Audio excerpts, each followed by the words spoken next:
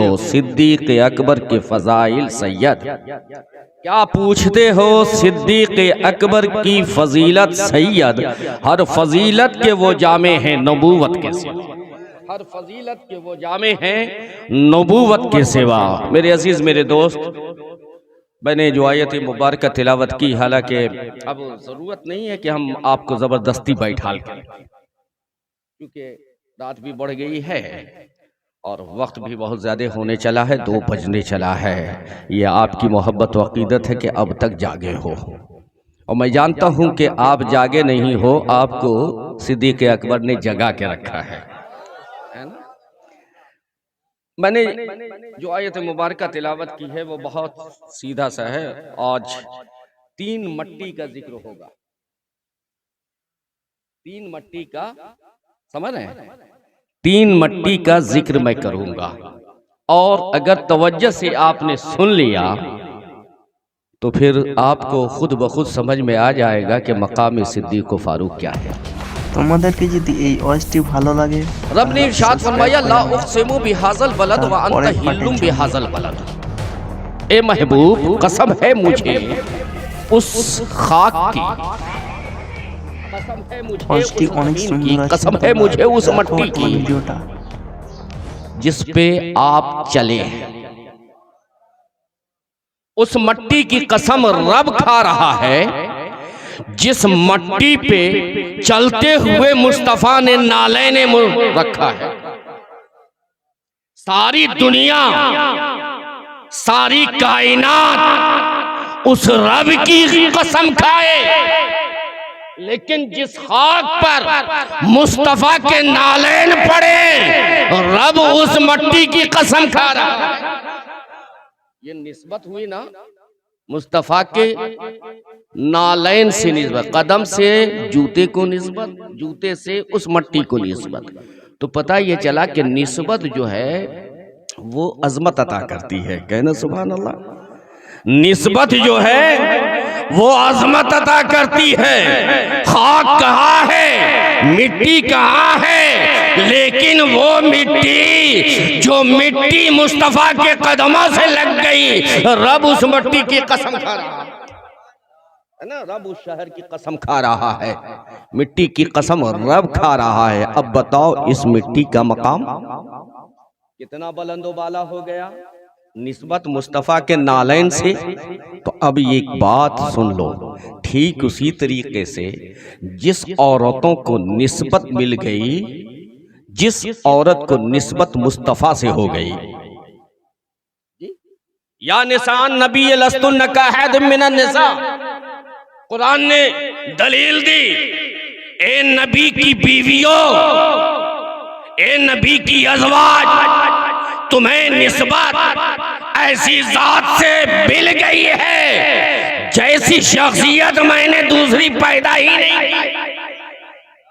तो इसलिए निस्बत अजीम। तो ए औरतों, तुम मुस्तफ़ा के निकाह में आ गई, निकाह में, गुलामी में आ गई, निकाह में आ गई, ज़ौजियत में आ गई। अब तुम्हारी तरह कोई औरत नहीं दुनिया की, है ना। न दुनिया की कोई औरत तुम्हारी तरह और न तुम किसी और की तरह, इसलिए कि तुम ऐसी की जात से जुड़ी हो, तुम्हें निस्बत ऐसी की जात से हुआ है कि जिस जैसा मैंने आदम से लेकर अब तक किसी को पैदा नहीं, वो बेमिसल है, बेमिसाल है, लाजवाब है। तो उसकी जिससे जिससे निस्बत होती गई सब लाजवाब बनता गया। अब अगर मैं कहूं तो ये कहने में मुझे आर नहीं कि बीवी औरतें तो सबकी हैं, सबके घर में, लेकिन मुस्तफ़ा की बीवी जैसी कोई नहीं, मुस्तफ़ा की अज़वाज जैसी कोई नहीं। बेटियां हर एक के घर में है, लेकिन मुस्तफ़ा की बेटी का जवाब नहीं है। ठीक उसी तरीके से दामाद तो सबके हैं, लेकिन मुस्तफ़ा के जैसा दामाद किसी का नहीं। ससुराल तो सबके हैं, लेकिन मुस्तफ़ा जैसा ससुराल किसी का नहीं, और मुस्तफ़ा जैसा ससुर अबू बकर किसी का।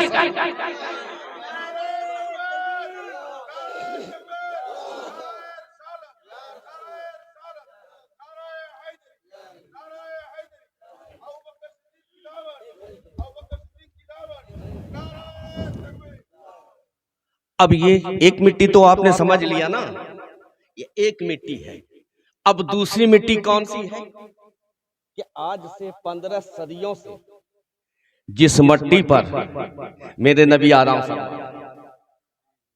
गुंबदे खजरा का वो गुंबदे खजरा का वो हिस्सा जिस हिस्से पे मेरे मुस्तफा महबूब खुदा आराम कर रहे हैं, तमाम अकाईद के उलमा, तमाम मसलक के मुफस्सिरीन लिखते हैं कि वो जगह जहां मुस्तफा आराम कर रहे हैं वो जगह सिर्फ खाने काबा से अफजल नहीं, मस्जिद अक्सा से अफजल नहीं है, बैते हराम से अफजल नहीं है, सिदरा से अफजल नहीं है, बल्कि बाज़ उलमा ने ये भी लिखा है कि वो अर्श आज़म से भी अफजल है।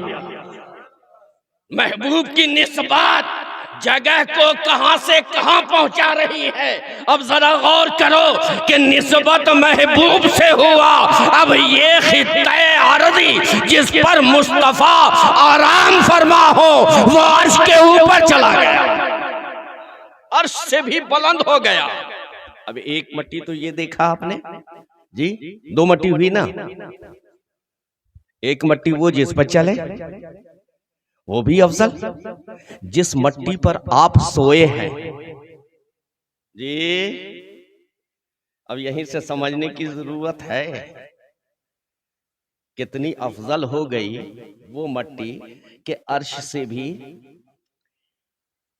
बुलंदी पे पहुंच गई। अब तीसरी मट्टी का ख्याल करो यारो कि वो मट्टी कितनी अजीम होगी जिससे मुस्तफा का खाका बना होगा।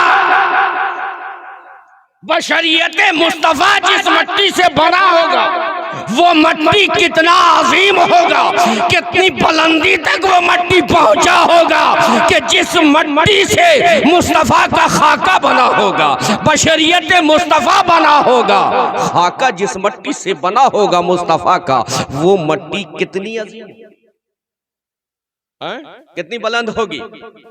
बोलिए बुलंद है ना।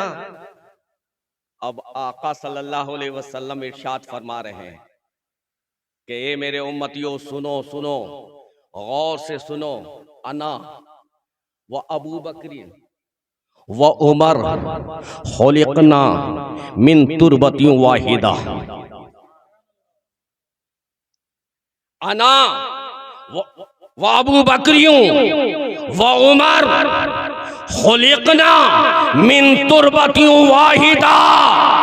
याद रखना, जिस मट्टी से मेरा खाका बना है उसी मट्टी से अबू बकर बने हैं, उसी मट्टी से उमर बने हैं। पता ये चला कि जो मुस्तफा की मट्टी थी उसी मट्टी से अबू बकर को भी बनाया गया है, उसी मट्टी से उमर को भी बनाया गया है। अब ये मट्टी है कैसी, आपने सुना होगा ना कि जहां का खमीर वहीं पहुंचता है जी। मेरे आका की एक हदीस सुन लो, सरकार ने इरशाद फरमाया कि जिस मट्टी से बंदे का खाका बनता है, किसी बच्चे का खाका बनता है, जिस मट्टी से अल्लाह फरिश्तों को हुक्म दे देता है और वो फरिश्ते उस मट्टी को उठा करके एक चुटकी उसकी नाभि में डाल देता है। उठा के उस मट्टी को जहां से ली जाती है वो मट्टी उठा करके नाभि में डाल दिया जाता है, जिसे हम लेकर के जिंदगी भर फिरते रहते हैं। जिस कब्र को हम भूले हुए हैं, अल्लाह याद दिलाने के लिए उस मट्टी को हमारे नाफ में रखता है, छिड़कवा देता है, ताकि कब्र को तुम मत भूलो। हमेशा कब्र को याद रखे रहो कि तुम आप उस कब्र की मट्टी को अपने नाफ में लेकर के तुम घूम रहे हो। मेरे आका इरशाद फरमाते हैं कि जहां से मिट्टी ली गई थी बंदे को वहीं दफन किया जाता है ना। इसी वजह, यही वजह है कि जब आप मट्टी देते हैं किसी मुर्दे को तो क्या पढ़ते हैं, याद है आपको?